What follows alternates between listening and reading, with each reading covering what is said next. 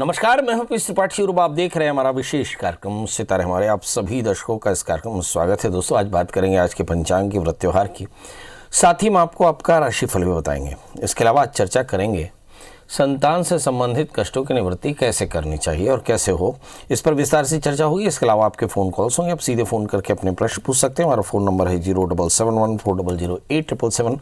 अब से आधे घंटे तक लगातार ये फ़ोन लाइन खुली रहेगी और हमें आपके फ़ोन का इंतज़ार रहेगा। तो चलिए कार्यक्रम की शुरुआत करते हैं और जानते हैं आज का पंचांग। आज शुभ संवत 2077 शक 1942, सूर्य उत्तरायण का पौष महीने के शुक्ल पक्ष की एकादशी तिथि है और दिन रविवार। आज एकादशी रात्रि को 10:59 तक, रोहिणी नक्षत्र 12:01 तक। आज चंद्रमा वृषभ राशि में होंगे। आज का राहु काल 4:24 से 5:47 तक होगा। तो दोस्तों, ये तो था पंचांग और अब बात करते हैं संतान को देने वाले उपक्रम की, क्या करना चाहिए। जी, यदि आपकी जन्म कुंडली में पंचम स्थान पापक ग्रहों से आक्रांत हो जाए, या फिर लग्नस्थ राहु जैसे ग्रह बैठ जाए, या फिर आपके पंचमेश 6ठे 8वें 12वें बैठ जाए, या फिर पंचमेश पापक ग्रहों से आक्रांत होकर के या पंचम स्थान पर मंगल जैसे ग्रहों की पूर्ण दृष्टि पड़ जाए, तो संतान में परेशानी आती है, नहीं, संतति अवरोध होता है। इन परेशानियों का निदान क्या है? तो पौष महीने के शुक्ल पक्ष की एकादशी को संतत्यावरोधों की निवृत्ति के लिए संतान एकादशी का, पुत्रदा एकादशी का व्रत मनाया जाता है। पद्म पुराण के अनुसार श्री कृष्ण ने इस व्रत का वर्णन युधिष्ठिर से किया। चराचर प्राणियों सहित त्रिलोक में इससे अच्छा कोई उपाय नहीं। जो संतान कष्ट से पीड़ित हो वो इस दिन भगवान नारायण, भगवान हरि की पूजा करे। सुबह स्नान करके जल्दी से नित्य कार्यों से निवृत्त होकर के धुले हुए वस्त्र धारण करे। पश्चात भगवान हरि का स्मरण करे, फिर भगवान हरि का पूजन षोडशोपचार से, और फिर पूजन अर्चना करने के बाद में और भगवान को फल फूल, नारियल, पान, सुपारी, लौंग, बेल, आंवला इत्यादि जो ऋतु फल हैं वो अर्पित करें। फिर सामर्थ्यानुसार भगवान को दक्षिणा अर्पित करके और फिर निराहार रह करके और व्रत करना चाहिए। संध्या काल में कथा सुने, उसके बाद संतान गोपाल मंत्र का पाठ करें। इससे काफ़ी हद तक संतति अवरोध समाप्त हो जाता है। इस दिन दीपदान करने का महत्व है। सभी कष्टों की निवृत्ति के लिए दीपदान करना चाहिए। जैसा कि नाम से पता चलता है कि पुत्रदा एकादशी, जिनको संतान होने में बाधा होती है उनके संतत्यावरोधों की निवृत्ति होती है, अथवा जो अपनी संतति से परेशान हैं वो संतत्यावरोध के कष्टों से मुक्त हो सकते हैं। तो कुल मिलाकर के आज संतत्यावरोध की निवृत्ति के लिए एकादशी का व्रत करना चाहिए। एकादशी का व्रत आखिर है क्या? एकादशी का व्रत है जिसमें 5 ज्ञानेंद्रियां, 5 कर्मेंद्रियां, मन, बुद्धि, चित्त, अहंकार, अंतःकरण के द्वारा कृताकृत पापों की निवृत्ति के लिए किया गया उद्यम है। इसमें भगवान नारायण की पूजा की जाती है। आहार का संयम रखा जाता है, व्यवहार का संयम रखा जाता है। यम, नियम, दम इत्यादि का पालन करते हुए हम कठोर व्रत करके भगवान को प्रसन्न करते हैं और साथ में अपने पापों का निरसन करते हैं। ऐसा करने से सभी प्रकार के कष्टों की निवृत्ति हो जाती है। चलिए अब 12 राशियों का सफर शुरू करते हैं। जानते हैं आज के दिन ग्रहों की स्थितियां कैसी हैं। तो हम 12 राशियों का सफर शुरू करें और इसमें सबसे पहले मेष राशि की चर्चा करेंगे। मेष राशि में हम देखते हैं कि समय जैसा कि बीते दिनों में भी था, लग्न में मंगल बैठे हुए थे, जिसका मतलब है कि अच्छी ऊर्जा थी। भाग्येश दशम स्थान में एज इट इज बैठे हुए हैं, जिसका मतलब है कि अवसर भी आपके पास में है। द्वितीय भाग्यस्थान में मतलब भूमि वाहन मकान के योग मिलेंगे। सप्तमेश भाग्यस्थान में मतलब लाइफ पार्टनर के अच्छा सहयोग मिलेगा। दशम स्थान में सूर्य बुध है। वर्क प्लेस में आपका होल्ड काफ़ी अच्छा है। भाग्येश शनि दशमेश शनि दशम स्थान में बैठे, मतलब सत्ता में आपकी पकड़ अच्छी रहेगी। कुल मिलाकर के आज का दिन अच्छा है, 2 चीज़ों को छोड़कर। दूसरे स्थान में राहु है, जो बताते हैं किसी प्रकार का इन्वेस्टमेंट ठीक नहीं। 8वें स्थान में केतु बताते हैं कि किसी प्रकार की यात्राएं टालनी चाहिए। क्या करें जिससे आज का दिन बेहतर हो? करें एक छोटा सा उपाय। सबसे पहले तो भगवान नारायण का पूजन करें, दुर्गा स्तुति का पाठ करें, दुर्गा जी की पूजा करें, दुर्गा कवच का पाठ करें और साथ में खीर का दान करें, तो आज का दिन बेहतर होगा। बात कर लेते हैं दोस्तों वृषभ यानी टॉरस की। इस राशि वाले जातकों के लिए देखते हैं कि आज क्या किया जा सकता है। भाई, वृषभ राशि वाले जातकों के लिए थोड़ी परेशानी की बात, क्योंकि तृतीय चंद्रमा लग्न में राहु के साथ में बैठे हैं, मतलब थोड़ा सा कन्फ्यूज़न का स्टेट ऑफ कन्फ्यूज़न कह सकते हैं। 7वें स्थान में इस समय केतु बैठे हैं, यात्राएं हो सकती है। 8वें स्थान में शुक्र, हेल्थ को लेकर के सावधान रहना पड़ेगा। संतति अवरोध भी हो सकता है, मतलब संतान को लेकर, संतान की सेहत को लेकर थोड़ी चिंता हो सकती है। भाग्य स्थान में सूर्य बुध, इसके अलावा गुरु शनि बैठे हैं, मतलब काफ़ी भागदौड़ के बाद आप अपने लक्ष्यों का पीछा कर पाएंगे। 12वें स्थान में मंगल है, खर्च थोड़ा सा ज़्यादा होगा, या सर दर्द की परेशानी या आंखों की परेशानी हो सकती है। करना क्या चाहिए, तो इस राशि वाले जातकों के लिए सलाह तो ये कि माँ भगवती की पूजा करें और मसूर दाल गुड़ का दान करें और साथ में दुर्गा कवच का पाठ करें तो आज का दिन बेहतर। अब बात कर लेते हैं दोस्तों मिथुन राशि की, जिसके 12वें स्थान में राहु पड़े हैं। 12वें स्थान में राहु चंद्रमा के साथ में, तो हेल्थ को लेकर के थोड़ी सावधानी रखनी होगी। 11वें स्थान में मंगल, लाभ की स्थिति होती है। 7वें स्थान में शुक्र बैठे हैं, लाइफ पार्टनर की सेहत का बहुत ध्यान रखना होगा, क्योंकि सप्तमी अष्टम स्थान में बैठे हैं, थोड़ी सी एंग्जाइटी हो सकती है। सप्तमी अष्टम स्थान में हो तो मुझे लगता है पार्टनर्स किसी भी प्रकार के एसोसिएशन में थोड़ी परेशानियां आ सकती हैं। 8वें स्थान में शनि भी हैं, बेवजह की बातों से बचना होगा। शनि के साथ में सूर्य हैं, बॉसेस के साथ रिलेशन बेहतर रखना होगा। लग्नेश अष्टम स्थान में, जिसका मतलब है कि आपको अपनी सेहत का भी ध्यान रखना होगा, अपने पेट का ध्यान रखना होगा। बहरहाल सिर और पेट की तकलीफें हो सकती हैं। इस राशि वाले जातकों के लिए सलाह क्या है, इस राशि में लिखा कि चंद्रमा की मंत्र जप करें, खीर कन्याओं को खिलाएं और साथ में दुर्गा जी के मंदिर में जाकर सफ़ेद वस्त्र दान करें तो आज का दिन बेहतर। अब बात कर लेते हैं दोस्तों कर्क राशि की। इस राशि के स्वामी 11वें स्थान में बैठे, यानी चंद्रमा राहु से आक्रांत होने के कारण निर्णय को लेकर के थोड़ी परेशानी हो सकती है। 10वें स्थान में मंगल, मतलब वर्क प्लेस में आपका होल्ड काफ़ी अच्छा रहेगा। 7वें स्थान में गुरु शनि सूर्य बुध बैठे हैं, बहुत सारे दोस्त आपको हेल्प करने की स्थिति में होंगे। 6ठे स्थान में शुक्र, अपने व्यापार को बढ़ाने के लिए आप अब ऋण ले सकते हैं, लोन लेकर के आप अपने बिजनेस को एक्सपेंड कर सकते हैं। बहरहाल मेरी तो सलाह ये है कि इस समय लोन नहीं लेना चाहिए। जहाँ तक सवाल 11वें स्थान में चंद्रमा के साथ में राहु है, कन्फ्यूज़न बहुत ज़्यादा हो गया, निर्णय लेने में थोड़ी सी परेशानी हो सकती है। अपने बड़ों की सलाह जरूर लेनी चाहिए। क्या करें, हाथ चाहिए कि आप जल्दी से उठें, सूर्य को अर्घ दें, आदित्य हृदय स्तोत्र का पाठ करें, पंजीरी का दान करें तो आज का दिन बेहतर होगा। बात कर लेते हैं दोस्तों सिंह राशि की। इस राशि के स्वामी 6ठे स्थान में बैठे सूर्य बुध, इस समय बैठे हैं गुरु और शनि के साथ में, तो मतलब कुल मिलाकर के इस राशि वाले जातकों को अपनी सेहत, अपने लाइफ पार्टनर की सेहत का ध्यान रखना होगा। संतान को लेकर थोड़ी चिंता हो सकती है, यात्राएं हो सकती हैं, वर्क प्लेस में थोड़ी सी चिंता, वर्क प्लेस में थोड़ी सी कॉन्स्पिरेसी हो सकती है। क्या करना चाहिए, हनुमान जी का दर्शन करें, हनुमान चालीसा का पाठ करें, मसूर की दाल गुड़ का दान करें तो आज का दिन बेहतर होगा। अब बात कर लेते हैं दोस्तों कन्या राशि की। इस राशि में हम देखें कि तीसरे स्थान में पड़े हुए हैं केतु, तो जिसका मतलब होता है कि खूब सारा टैलेंट है। और चौथे स्थान में शुक्र, भूमि वाहन मकान के ऊपर बल होंगे। इस समय भाग्य स्थान में पड़े हुए चंद्रमा राहु, जो बताते हैं कि रूटीन में थोड़ी सी उलझनें हो सकती हैं। इस समय अगर हम 5वें स्थान में शनि देखें और लाइफ पार्टनर के साथ थोड़ी कॉन्फ्लिक्ट। 8वें स्थान के मंगल, मन थोड़ा सा अशांत हो सकता है। करना क्या चाहिए, तो महामाया के दर्शन करें, खीर का दान करें तो आज का दिन बेहतर। अब बात कर लेते हैं दोस्तों तुला यानी लिब्रा की। इस राशि वाले जातकों के लिए देखते हैं कि इस समय तीसरे स्थान में पड़े हुए शुक्र, थोड़ा सा तनाव हो सकता है। चौथे स्थान में गुरु शनि, पेट की तकलीफ। 7वें स्थान में मंगल, दोस्तों का साथ अच्छा, लाइफ पार्टनर का अच्छा सहयोग मिलेगा। 8वें स्थान में चंद्रमा राहु, बेवजह की बातों से बचना होगा और साथ में बॉसेस के साथ रिलेशन या सत्ता के साथ संबंध ठीक रखने होंगे। इस समय क्या करना चाहिए, आपको चाहिए कि आप महामाया के दर्शन करें, इसके अलावा सूक्ष्म जीवों को आहार दें, भगवान शिव का पूजन करें, ओम नमः शिवाय इस मंत्र जप करें, काले तिल काले उड़द का दान करें तो आज का दिन बेहतर होगा। अब बात कर लेते हैं दोस्तों वृश्चिक यानी स्कॉर्पियो की। इस राशि वाले जातकों के लिए देखते हैं कि इस समय लग्न में केतु बैठे हैं और 7वें स्थान में चंद्रमा राहु, मतलब दोस्त आपको बुद्धू बना सकते हैं, थोड़ा सा बच के रहिएगा। धन स्थान में शुक्र बैठे हैं, संपत्ति के योग बेहतर। तीसरे स्थान में सूर्य बुध गुरु शनि बैठे हैं, जिसका मतलब होता है कि इमोशनली ये काफ़ी स्ट्रांग होंगे, लॉजिकली बहुत बेहतर होंगे। इस समय 7वें स्थान में चंद्रमा के साथ में राहु है।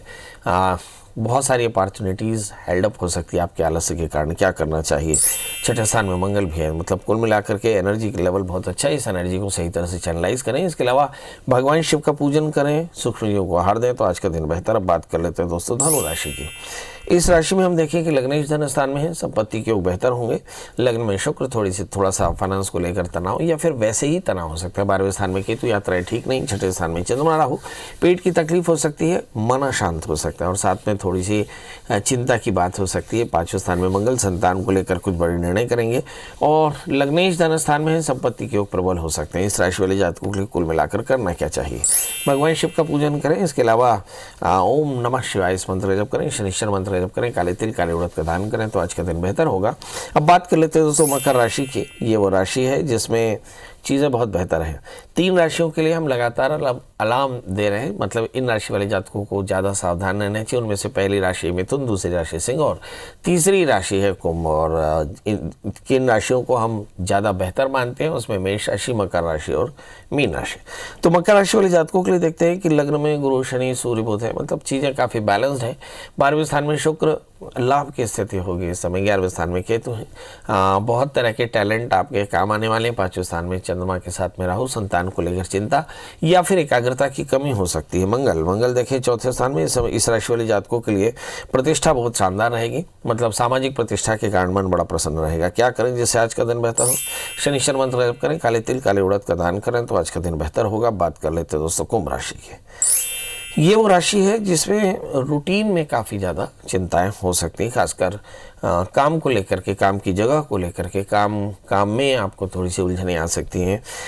नौकरी अगर आप कर रहे हो, व्यापार कर रहे हो तो थोड़े सावधान रहें। अपने काम को या अपनी नौकरी में थोड़ा ज़्यादा ध्यान देने की जरूरत पड़ेगी। लगने शनि 12वें स्थान में है, हेल्थ को लेकर के कॉन्शियस रहना होगा। 3रे स्थान में मंगल, अपनी ऊर्जा को सही तरह से जनरलाइज करें। 4थे स्थान में राहु, पेट की तकलीफ हो सकती है इस समय। अगर हम 11वें स्थान में शुक्र को देखें तो मुझे लगता है कि थोड़ा सा फाइनेंस का क्रंच दिखाई पड़ता है, मतलब खर्च ज़्यादा, फाइनेंस में प्रॉब्लम हो सकती है इस समय। 4थे स्थान में राहु, 10वें स्थान में केतु।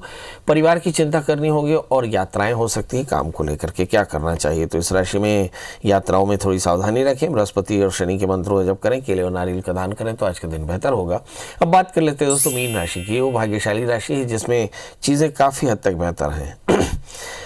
बेहतर क्या है? लग्नेश 11वें स्थान में है, आय की स्थिति बेहतर होगी। इस कोरोना काल में जो सबसे ज़्यादा परेशान करने वाली चीज़ थी वो पैसा और साधन थे।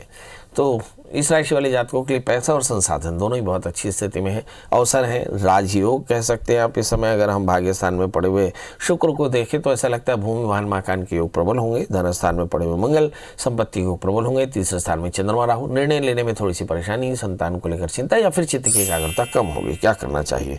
तो इस राशि में लिखा कि भगवान शिव का पूजन करें, खीर का दान करें तो आज का दिन बेहतर होगा। बात करेंगे हमारे पहले कॉलर राकेश जी से। राकेश जी, आपका बहुत बहुत स्वागत है। बताइए क्या जानना चाहते हैं? जी प्रणाम। अपने बेटे के बारे में पूछना चाहता हूँ जी। डेट ऑफ बर्थ बताएं। 16 मार्च 1998। 16/10/1998। 16 मार्च 16 हेलो 16 मार्च। हाँ जी, जनवरी फरवरी मार्च। अच्छा, 16 मार्च 1998। समय? हाँ जी, 6:25 शाम को। जन्म स्थान? भागलपुर, बिहार। जी बताइए क्या जानना चाहते हैं?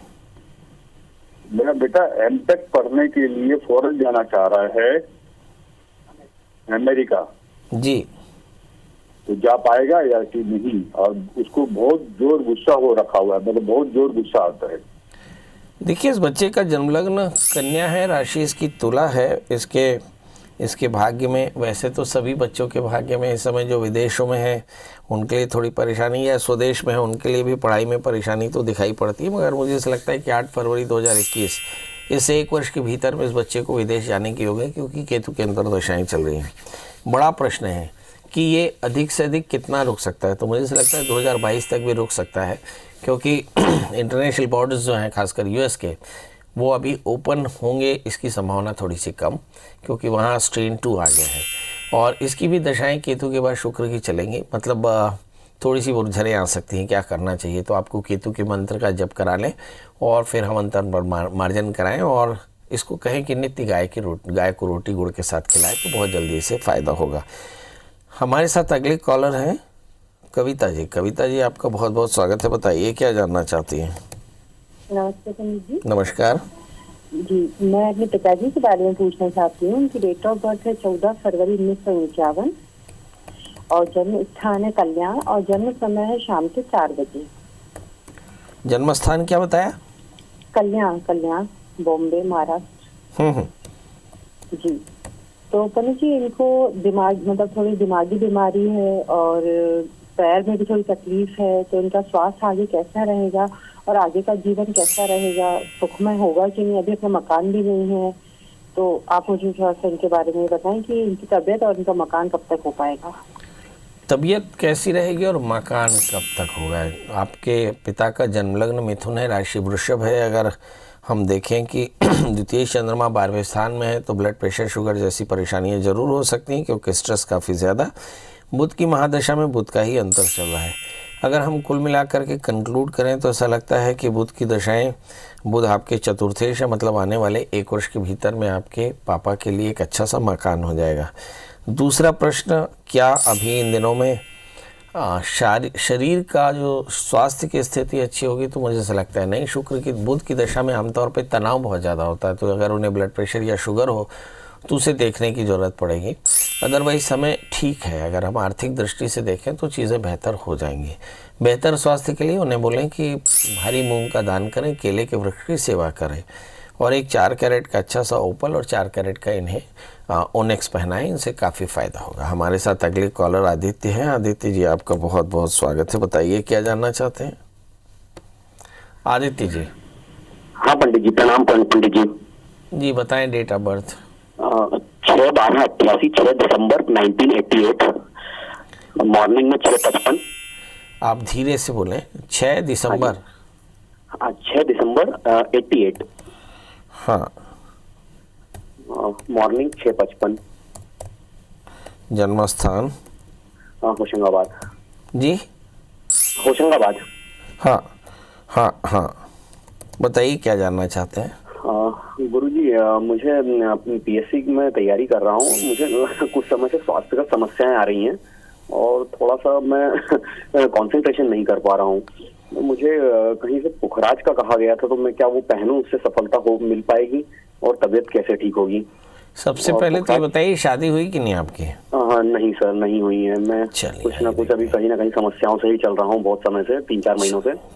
चलिए आइए देखते हैं।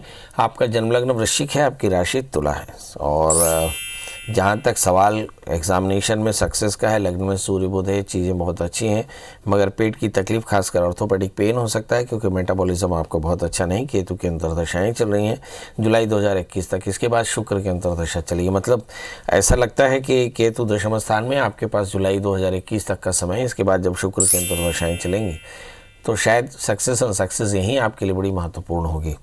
तो 2 बातें। नंबर 1 कि केतु के लिए आप नित्य गाय को रोटी खिलाएं, एक 4 कैरेट का टोपैज और एक 4 कैरेट का मूंगा, ये पुखराज या मूंगा ये जरूर धारण कर सकते हैं, आपके लिए काफ़ी फेवरेबल रहेगा। और जहाँ तक सवाल सेहत का है तो मुझे ऐसा लगता है कि इस समय आपको खट्टे और तीखे से बचना चाहिए। निश्चित तौर पर सेहत ठीक हो जाएगी बहुत जल्दी। लगे तो आप रुद्राभिषेक करा लें, रुद्राभिषेक कराने से भी आपकी परेशानियाँ दूर हो जाएंगी।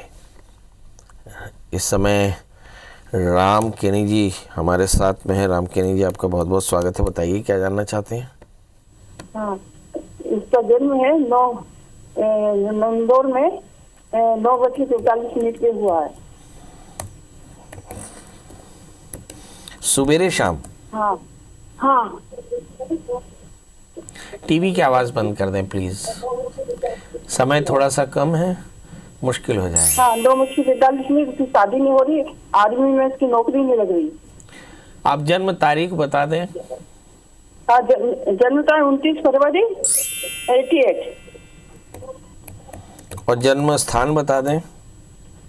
जन्म इंदौर। अच्छा, जन्म सुबेरे का है शाम का? हाँ, शाम को।